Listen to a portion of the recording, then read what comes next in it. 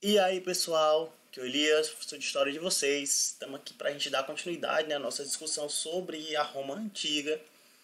A gente já veio falando, né, de lá para cá sobre a sociedade romana, né, como se deram os primeiros momentos ali do surgimento de Roma, e também, né, a própria estruturação da República, né, como a República funcionava, é, quais eram ali, né, os grupos sociais de Roma, né, destacando principalmente aí a luta dos plebeus por direitos, né, as conquistas que os plebeus foram conseguindo ao longo aí do século IV, do século III, né.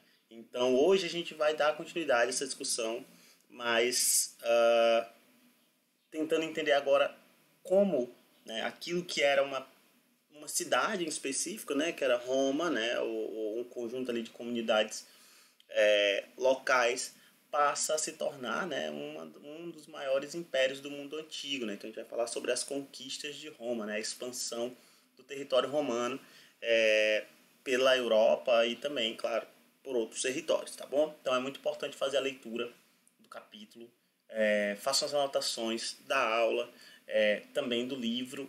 Dúvidas, mandem lá no Google Class para eu poder responder. E aí a gente vai dialogando, vai caminhando, tá bom? Então vamos lá para nossa aula para a gente poder começar, ok? Vamos aqui. Então a expansão romana, pessoal, ela é uma coisa extremamente importante se entender, porque é uma parte crucial, né, do próprio desenvolvimento da civilização romana. Então, quando a gente pensa em Roma, é muito importante entender, né, que houve uma grande expansão territorial, né, que permitiu Roma expandir, vamos dizer assim, seu domínio por boa parte da Europa, boa parte do Oriente ali, do Oriente Médio, e também por todo o norte da África. Então, quando a gente pensa no Império Romano, né, e na extensão do Império Romano, aquele império ele só vai ter aquela extensão, só vai ter aquela proporção em decorrência dessas conquistas que se iniciam lá no século III, né, antes de Cristo, e vai seguindo, né, no século II, assim, adiante, tá? Então, assim, basicamente essa expansão ela ocorre durante todo o período republicano, né? Então, durante toda a República você vai ter uma série de, vamos dizer assim, estratégias utilizadas pelos romanos para poder conquistar territórios, né? Então, inicialmente, Roma passa a se expandir pela própria Península Itálica. É importante lembrar, né, nós já falamos isso lá no começo, retomando agora, que lá na Península Itálica viviam vários povos, né, os etruscos, os latinos, os samnitas, né? Então haviam vários povos diferentes, e esses povos eles vão entrar em contato com Roma, né? E aí, como eu falei, você vai ter várias estratégias utilizadas pelos romanos para poder anexar esses territórios. A violência vai ser uma das que vai ser mais utilizada, né? Então a conquista por meio da guerra desses territórios, né? Dos gregos no sul, dos samnitas, dos úmbrios, dos etruscos, né? Então vários povos vão entrar em conflito com Roma, né? Propriamente dito, mas também havia acordos políticos, né? Então assim, havia trocas ali, né? Haviam, vamos dizer assim, negociações para que esses territórios passassem a ser anexados pelo domínio romano, em troca, às vezes, de benefícios, né, no sentido de proteção ou tributos, em fatores. Então, quer dizer, a Península Itálica ela vai sendo, né, conquistada por Roma aos poucos, né, e isso está ligado principalmente, claro, a uma ampliação, né, também às novas necessidades da própria sociedade romana. Né. O fato é que essa expansão ela vai gerar ampliação, né, da agricultura. Isso aqui a gente está falando da Península Itálica, né? E quando a gente pensa isso nos outros territórios, essa ampliação ela ainda é maior. Então, a ampliação de novas terras para a agricultura, isso aqui é uma coisa fundamental, porque a gente vai perceber que Roma vai passar, né, aos poucos por um longo processo de aumento populacional. Você vai ter o controle de rotas comerciais, passa a se tornar uma coisa muito importante. Então, como Roma começa a conquistar vários territórios em locais diferentes, né, e de certa forma em toda a península, passa também a dominar uma série de rotas comerciais, né, que passam a ser administradas ali pelos romanos. Você vai ter muitos desses povos, né, vão ser anexados, e muitos vão ser obrigados a fazer parte do exército. Então você vai ter novos soldados, né, e por aí vai. Então quer dizer, e também uma nova fonte de renda, porque Roma, muitas das cidades que eram conquistadas por Roma passavam então a pagar tributos a Roma, né, pagar impostos. E aí, claro, né, a receita de Roma, né, a riqueza de Roma, ela vai passar a aumentar em decorrência da quantidade de tributos que ela passa a receber de novos territórios que ela vai conquistando, né? Então, quanto mais territórios, mais tributos. Então, Roma ia enriquecendo. Então, você vê que a expansão, né, do território romano, ela vai transformar de forma bastante profunda tanto a vida, né, a história dos povos dominados por Roma, mas também a própria história de Roma, né? Roma também se beneficiou muito com essas conquistas, e a gente vai ver muitas dessas conquistas mais para frente, né? Então, em decorrência disso, né, ao longo desse processo surge, né, uma nova elite, né, chamada aí de nobilitas, né, que basicamente eram patrícios, né, ou plebeus enriquecidos e membros das elites conquistadas, né? Agora você não vai ter só mais os patrícios como a elite política. Os patrícios ainda permanecem como uma elite política muito forte, mas o nobilita, né, que vai ser essa categoria de nobres, né, daí o nome nobilitas, ela vai incluir não apenas os patrícios, né, mas os patrícios, os plebeus enriquecidos e também membros das elites, né, dos locais conquistados, das cidades conquistadas. Isso é uma coisa que os romanos eles vão de certa forma incorporar, né? Os romanos eles de certa forma tinham uma política não tão intervencionista, no sentido de que quando eles conquistavam os povos, muitas vezes eles permitiam,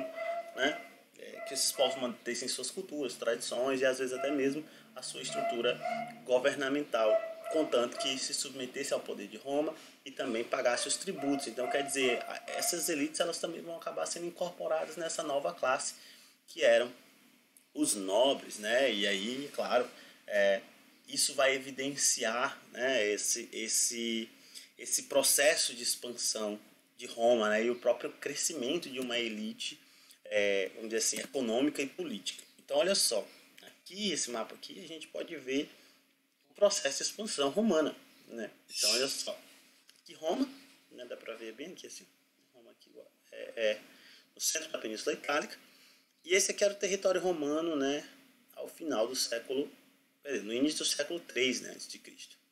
Então, o território romano era esse. E aí você vai ter um longo processo de expansão, né, aqui, ó, conquistando essa região aqui, mais centro-sul, né? Lembra que aqui quem ficavam aqui eram os gregos, nessa região sul, né, na Magna Grécia, e passa então a ser conquistada pelos romanos. Aqui viviam os samnitas, né?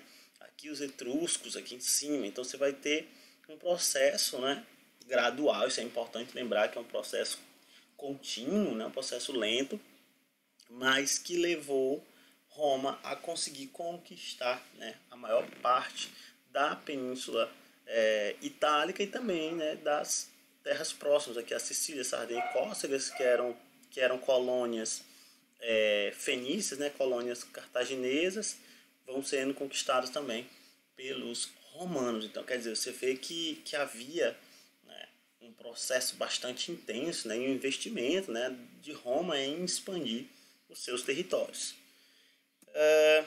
Então, o que a gente tem? Roma, aos poucos, então, passa a conquistar, né, durante todo o século III, as terras ali em volta do mar Mediterrâneo. Isso aqui é uma coisa muito importante se entender. Tá? O mar Mediterrâneo, pessoal, deixa eu só voltar aqui para vocês verem. O mar Mediterrâneo é esse mar aqui, né? Então, tá aqui. O mar Mediterrâneo, ele, na antiguidade, ele é um dos mares aí de maior importância comercial. O mar Mediterrâneo ele tinha uma grande importância comercial,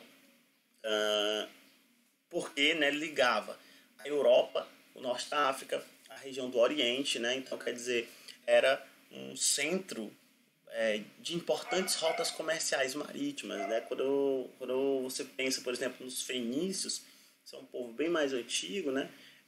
Eles vão usar amplamente, né, o mar Mediterrâneo, vão ser grandes navegadores do mar Mediterrâneo, e vão expandir o seu comércio marítimo. Então Roma via o mar Mediterrâneo como uma fonte de riqueza bastante importante.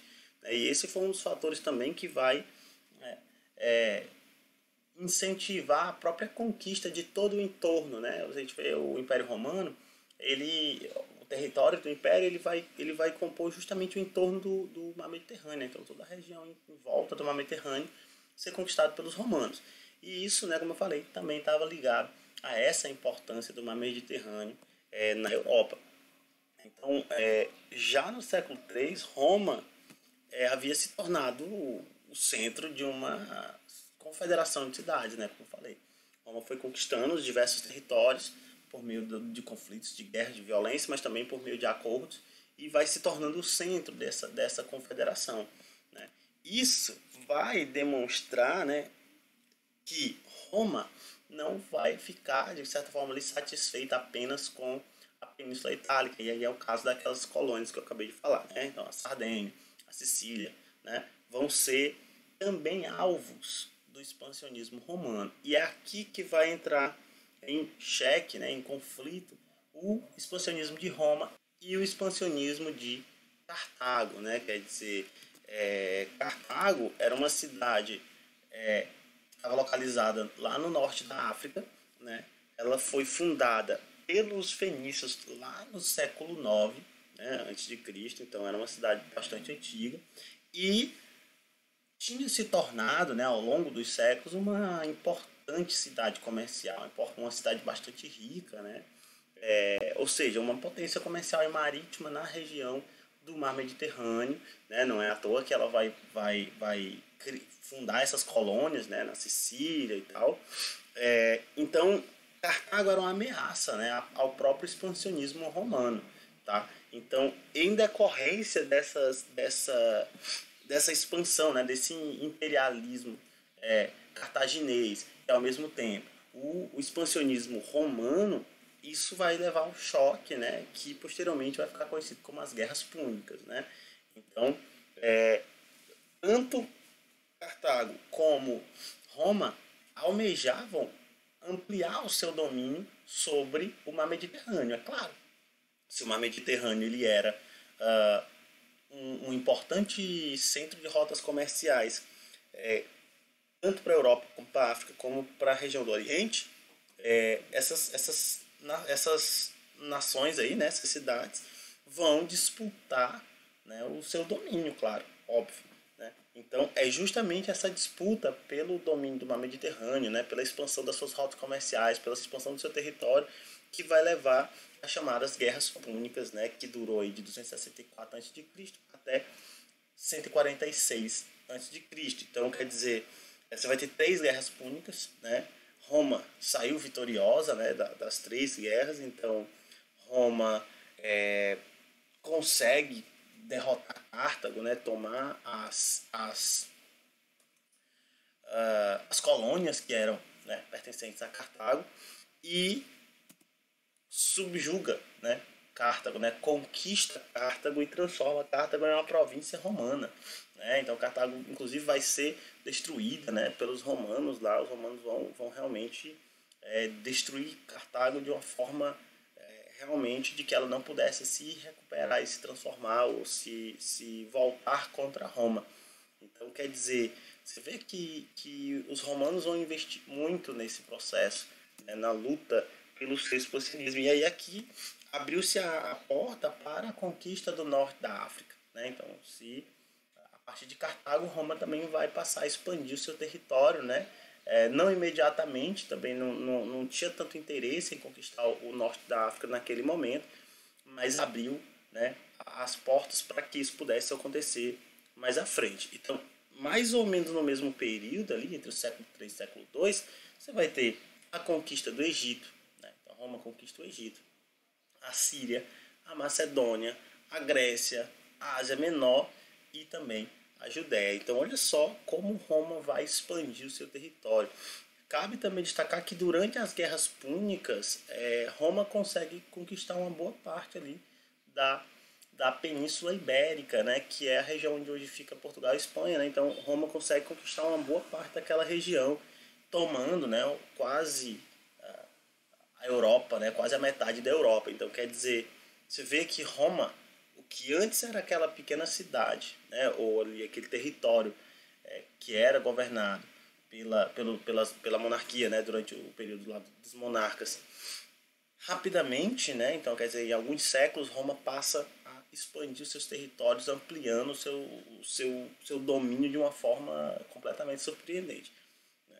Então, no século I, né, Roma já conquistava a maior parte das terras que circundavam o mar Mediterrâneo. Não é à toa que os romanos vão passar a chamar o mar Mediterrâneo de Mare Nostrum, né, que quer dizer nosso mar, né? Então a ideia mesmo de que Roma dominou o mar Mediterrâneo, ou todas as terras ali em volta, de forma que o mar Mediterrâneo ficava sob controle romano.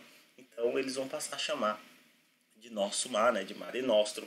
Então, só para a gente ter uma ideia, né, de como Roma expandiu esses territórios. Aqui o mapa, eu trouxe o mapa aqui agora para a gente poder ver, de fato os territórios romanos lá no século I, né? Então olha só, a gente tem aqui, ó, olhando aqui pela legenda, né? Então a gente tem ainda no século III, né, conquista da região da Península Itálica, né, ó, a conquista da Sicília, Sardenha e Córcega, que eram colônias cartaginesas que foram conquistadas, e aí você vai ter as guerras púnicas, né?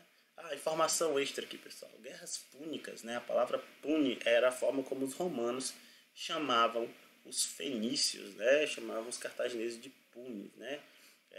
Que é a forma romana, né, de fenício, né? Então e a palavra fenício é engraçado, porque a gente vai ter que voltar. Então, fenício é uma palavra que foram os gregos, né, que chamaram os povos que habitavam ali a região, né, da Síria e tal.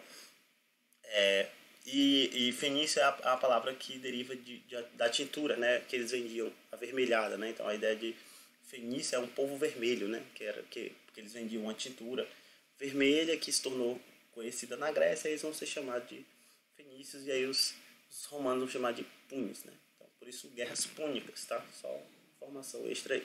Então, no século III você vai ter a conquista aqui desses territórios, ó, como eu falei, ainda no século III, ó, conquista uma boa parte aqui da região da Península Ibérica, né, que é onde hoje é a Espanha, né? Aqui está Espanha, porque era o nome dessa região, né, como era conhecida essa região, Espanha.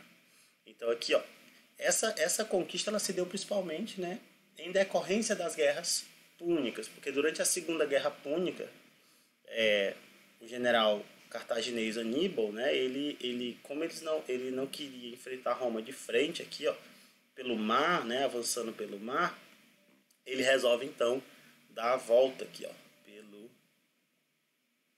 pela Península Ibérica, né, até chegar e aí pegar Roma, vamos dizer assim, né, pelas costas, né, dar a volta aqui nessa toda a região. E aí, como ele passou por aqui, vários povos permitiram, né, a passagem dos cartagineses, né, e eles chegaram então até o norte aqui da Península Itálica, né, na região dos Alpes, onde vai enfrentar Roma e tudo mais.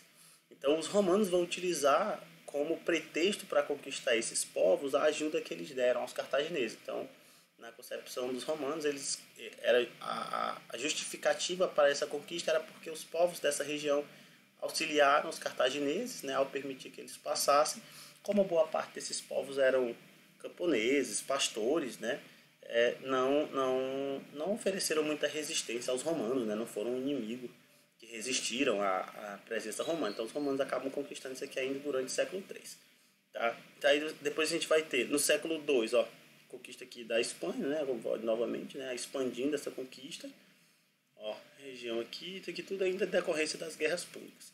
E aí você vai ter também, ó, a conquista da Macedônia, da Grécia e da Ásia Menor, ainda no século II, né? Dá para ver que os romanos vão expandir bastante aí o seu território. Roma era isso aqui, né?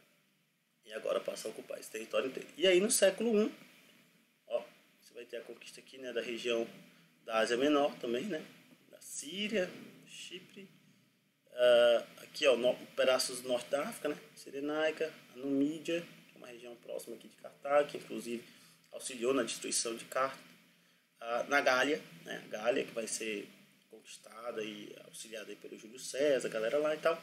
Então quer dizer, você vai ter uma expansão. Olha o tamanho do território romano. Isso aqui ainda vai expandir ainda mais durante o período do Império, né? Então o Império Romano vai expandir ainda mais esse território. Então já dá para ver aqui que Roma havia expandido e dominado uma série de outros povos. Lembra lá que eu falei que os romanos eles até não intervinham diretamente, né, na cultura desses povos, permitiam que esses povos mantivessem suas culturas, suas tradições, muitas vezes até mesmo a sua estrutura ali, administrativa, né, governamental, contanto que se submetesse à autoridade de Roma e também pagasse os devidos tributos aos romanos. Então tá aí. E consequências da expansão romana, né? O que essa expansão ela trouxe de consequência para Roma? Primeiramente, o óbvio, né? O enriquecimento da cidade de Roma. Então, Roma enriqueceu como nunca antes, né?